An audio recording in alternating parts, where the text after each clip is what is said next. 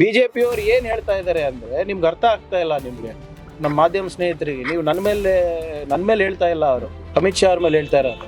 ಅವರು ಅಸಮರ್ಥ ಗೃಹ ಸಚಿವರು ಅಂತ ಅವ್ರು ಹೇಳ್ತಾರೆ.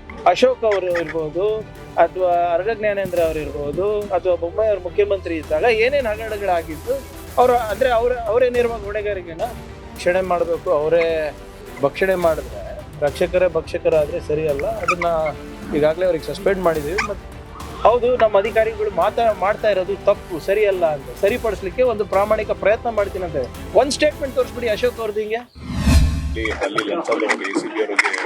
ಅದು ಕರೆಕ್ಟ್ ಅಂತ ಇನ್ನೇ ಮಾಧ್ಯಮದಲ್ಲಿ ಬಂದ ಮೇಲೆ ನಾನು ಗಮನಿಸಿದೆ. ಅವ್ರಿಗಾಗಲೇ ಸಸ್ಪೆಂಡ್ ಮಾಡಿದ್ದೀವಿ. ಬಟ್ ಇದು ಯಾರಿಗೂ ಕೂಡ ಗೌರವ ತರುವಂತ ವಿಚಾರ ಅಲ್ಲ. ಇದು ವಿಶೇಷವಾಗಿ ಯಾರು ರಕ್ಷಣೆ ಮಾಡಬೇಕು ಅವರೇ ಭಕ್ಷಣೆ ಮಾಡಿದ್ರೆ ರಕ್ಷಕರೇ ಭಕ್ಷಕರಾದ್ರೆ ಸರಿಯಲ್ಲ. ಅದನ್ನ ಈಗಾಗಲೇ ಅವ್ರಿಗೆ ಸಸ್ಪೆಂಡ್ ಮಾಡಿದೀವಿ. ಮತ್ತೆ ಮೇಲಧಿಕಾರಿಗಳು ಕೂಡ ಯಾರಾದ್ರೂ ಇದರಲ್ಲಿ ಇನ್ವಾಲ್ವ್ ಇದೆಯಾ ಅಂತ ಕೂಡ ಚೆಕ್ ಮಾಡಕ್ ನಾನು ಹೇಳಿದ್ದೇನೆ. ಬಟ್ ಇದು ಒಂದು ಈ ವ್ಯವಸ್ಥೆನಲ್ಲಿ ಏನು ಇದು ತುಕ್ಕು ಹಿಡಿದಿದೆ, ಇದನ್ನ ಸರಿಪಡಿಸ್ಲಿಕ್ಕೆ ಸ್ವಲ್ಪ ಟೈಮ್ ಆಗುತ್ತೆ.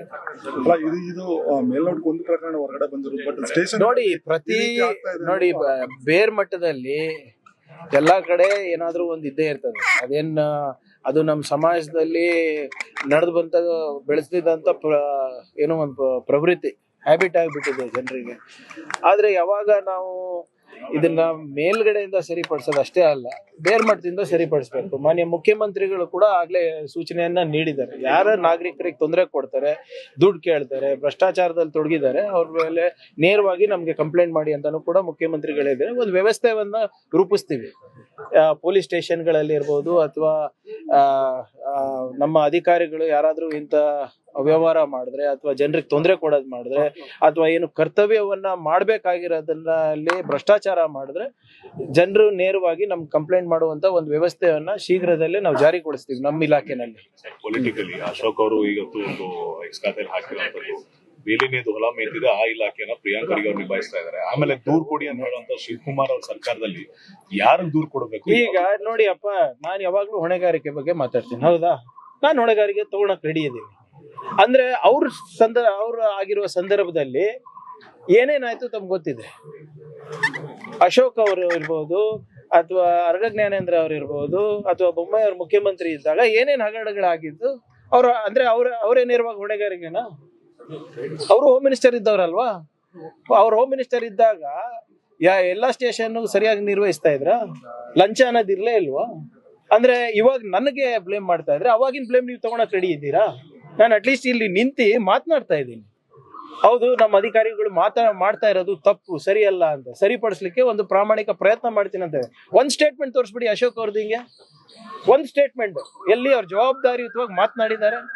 ಈಗ ವಿರೋಧ ಪಕ್ಷದಲ್ಲಿ ಇದ್ದಾರೆ. ಈಗ ಅವ್ರ MLA ಲಂಚ ತಗೊಂಡಿದ್ರಲ್ಲಪ್ಪ, ಏನ ಅದ್ರ ಬಗ್ಗೆ ಹೊಣೆಗಾರಿಕೆ ತಗೊಂಡ್ರ ಇವ್ರು ವಿರೋಧ ಪಕ್ಷದವ್ರೆ? ಟ್ರ್ಯಾಪ್ ಆದ್ರ ಲೋಕಾಯುಕ್ತದಲ್ಲಿ ನಮ್ ಶಿರಟ್ಟಿ MLA ಅವರಲ್ಲ ಅವ್ರು. ಅದಕ್ಕೆ ಯಾರು ಜವಾಬ್ದಾರಿ?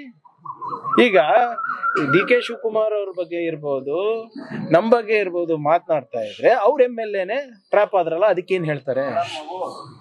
ಅದ್ರ ಬಗ್ಗೆನು ಎಕ್ಸ್ನಲ್ಲಿ ಹಾಕೊಳ್ಳಿ.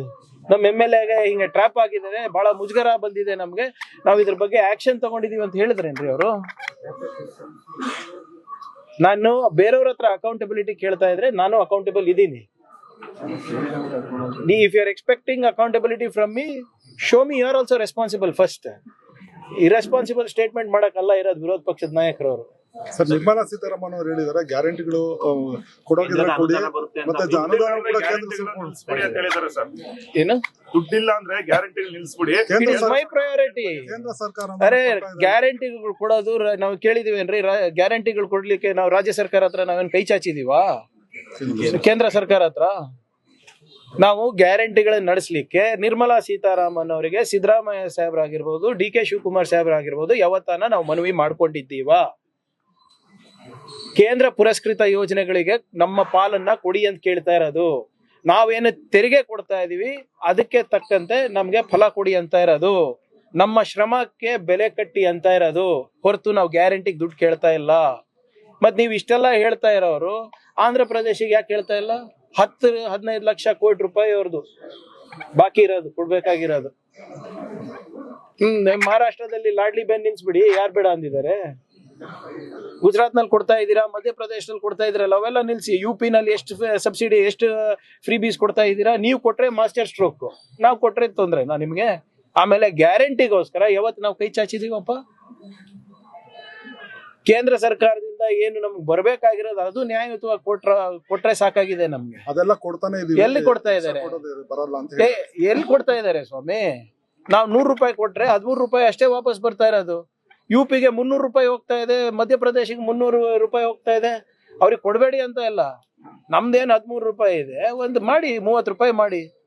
ಅದರಿಂದ ನಾವೇನ್ ಮಾಡ್ತೀವಿ? ಒಳ್ಳೆ ಇನ್ಫ್ರಾಸ್ಟ್ರಕ್ಚರ್ ಕಟ್ಟಿಸ್ತೀವಿ, ಉದ್ಯೋಗ ಅವಕಾಶವನ್ನ ಕಲ್ಪಿಸ್ಕೊಡ್ತೀವಿ. ಇವತ್ತು ದೇಶದ ಆರ್ಥಿಕ ಪರಿಸ್ಥಿತಿ ಸುಧಾರಣೆ ಆಗ್ತಿದೆ ಅಂದ್ರೆ ಅದು ನಾವೇ ಕಾರಣ ಅಲ್ಲ, ಕನ್ನಡಿಗರೇ ಕಾರಣ ಅಲ್ಲ. UP ಮತ್ತೆ ಮಧ್ಯಪ್ರದೇಶದಿಂದ ಏನ್ ಬರ್ತಾ ಇದೆ ಅಪ್ಪ ಹೇಳಿ ತೋರಿಸ್ಬಿಡಿ ನನಗೆ. ಈಗ ಗ್ಯಾರಂಟಿ ವಿಚಾರದಲ್ಲಿ ಒಂದಷ್ಟು ಗೊಂದಲಗಳು ಶುರುವಾಗಿದೆ, ಒಂದಷ್ಟು ನೀವು ಕೂಡ ಹಿರಿಯರಿದ್ದೀರಿ, ಗೊಂದಲಗಳಿಗೆ ತೆರೆ ಬೀಳುತ್ತಾ ಅಂತ ಹೇಳಿ. ಯಾಕೆಂದ್ರೆ ನೋಡಿ, ಬಹಳ ಸ್ಪಷ್ಟವಾಗಿ ಮಾನ್ಯ ಮುಖ್ಯಮಂತ್ರಿಗಳು ಹೇಳಿರೋದು, ಗ್ಯಾರಂಟಿ ಯೋಜನೆಗಳನ್ನ ನಿಲ್ಲಿಸುವ ಪ್ರಶ್ನೆನೇ ಇಲ್ಲ. Number 1 very clear, guarantees are not going to stop. ಎರಡನೇ ವಿಚಾರ ಏನಂದ್ರೆ, ಅರ್ಹ ಫಲಾನುಭವಿಗಳಿಗೆ ಹೋಗ್ಬೇಕು, ಪರಿಷ್ಕರಣೆ ಆಗ್ಬೇಕು ಅಂತ ಅಷ್ಟೇ. ನೀವೇ ಎಷ್ಟು ಸರಿ ಹೇಳಿದೀರಾ ನಮ್ಗೆ, ಮಾಧ್ಯಮ ಸ್ನೇಹಿತರು, ಸರ್ ಬೇರೆ ಯಾರಿಗೂ ಹೋಗ್ತಾ ಇದೆ, ಸತ್ತವರಿಗೆ ಹೋಗ್ತಾ ಇದೆ, ಬೋಗಸ್ ಖಾತೆಗಳಿಗೆ ಹೋಗ್ತಾ ಇದೆ, ಅದು ಪರಿಷ್ಕರಣೆ ಮಾಡ್ಬೇಕಲ್ವಾ? ಆಫ್ಟರ್ ಆಲ್ ಇದು ಯಾರ ದುಡ್ಡು? ಜನರ ದುಡ್ಡು. ಜನರ ದುಡ್ಡು ಜನರಿಗೆ ಕರೆಕ್ಟ್ ಆಗಿ ಮುಟ್ಟಿಸೋದು ತಪ್ಪ? ಆಮೇಲೆ BJP ಅವರಿಗೆ ಏನಕ್ಕೆ ಆತಂಕ? ಅವರೇ ತಾನೇ ಗ್ಯಾರಂಟಿ ವಿರುದ್ಧ ಇದ್ದಿದ್ದು. ಈ ಗ್ಯಾರಂಟಿ ಪರಿಷ್ಕರಣೆ ಮಾಡ್ತಾ ಇದ್ರೆ ಅವ್ರಿಗೇನ್ ಸಮಸ್ಯೆ ಆಗ್ತಾ ಇದೆ? ಮಾಡ್ತೀವಿ. ಈಗ ನಮ್ಗೆ ಹೆಂಗ್ ಗೊತ್ತಾಗ್ತದೆ? ಈಗ ಒಂದ್ ಮೆಥಡ್ ಇರ್ಬೇಕಲ್ಲ ಸರ್. ಯಾರು ಬದುಕಿದ್ದಾರೆ, ಯಾರು ಸತ್ತಿದ್ದಾರೆ, ಯಾರು ಟ್ಯಾಕ್ಸ್ ಕಟ್ಟಿದ್ದಾರೆ, ಒಂದ್ ಮೆಥಡ್ ಇರ್ಬೇಕಲ್ಲ. ನೀವು ಅರ್ಜಿಗಳು ಹಾಕಿದಾಗ ನಮ್ಗೆ ಪರಿಶೀಲನೆ ಮಾಡಕ್ ಅವಕಾಶ ಸಿಗುತ್ತೆ. ಬ್ಲಾಂಕೆಟ್ ಆಗಿ ಕೊಡ್ಬೋದು. ಇಲ್ಲಿವರೆಗೂ ಯಾರಾದ್ರೂ ಹೇಳಿದಾರ ನಮ್ಗೆ ಸಿಗ್ತಾ ಇಲ್ಲ ಅಂತ, ಕಟ್ ಆಗಿದೆ ಅಂತ ಹೇಳಿದಾರ? ಹೇಳಿಲ್ಲ ಅಲ್ವಾ? ಈ ಅಭಿಯಾನ ಪ್ರಾರಂಭನೇ ಮಾಡಿಲ್ಲ ನಾವಿನ್ನ. ಅದಕ್ಕೆ BJP ಅವ್ರು ಯಾಕೆ ಆತಂಕ ಪಡ್ತಾ ಇದಾರೆ? ನಿಮ್ಗೆ ಗ್ಯಾರಂಟಿಗಳು ಇಷ್ಟ ಇಲ್ಲ ಅಲ್ಲ, ಫಸ್ಟ್ ನಿಮ್ಮ ಕಾರ್ಯಕರ್ತರಿಗೆ ಹೇಳ್ರಪ್ಪ ಇದನ್ನ ಬಿಡ್ಲಿಕ್ಕೆ, ನಮ್ಗೆ ಬೇಡ, ಸರ್ಕಾರದ ದುಡ್ಡು ಬೇಡ ನಮ್ಗೆ ಅಂತ ಹೇಳಿ.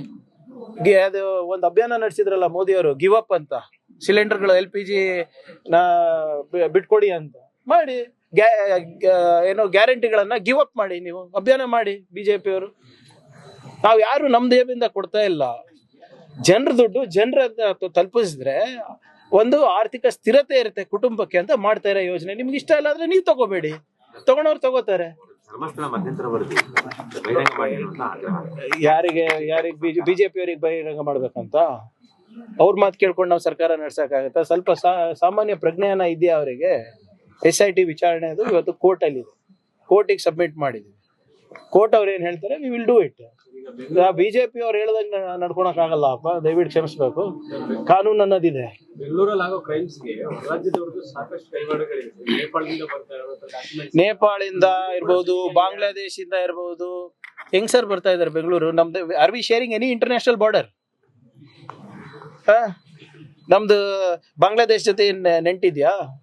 ಹೆಂಗ್ ಬರ್ತಾ ಇರೋದು?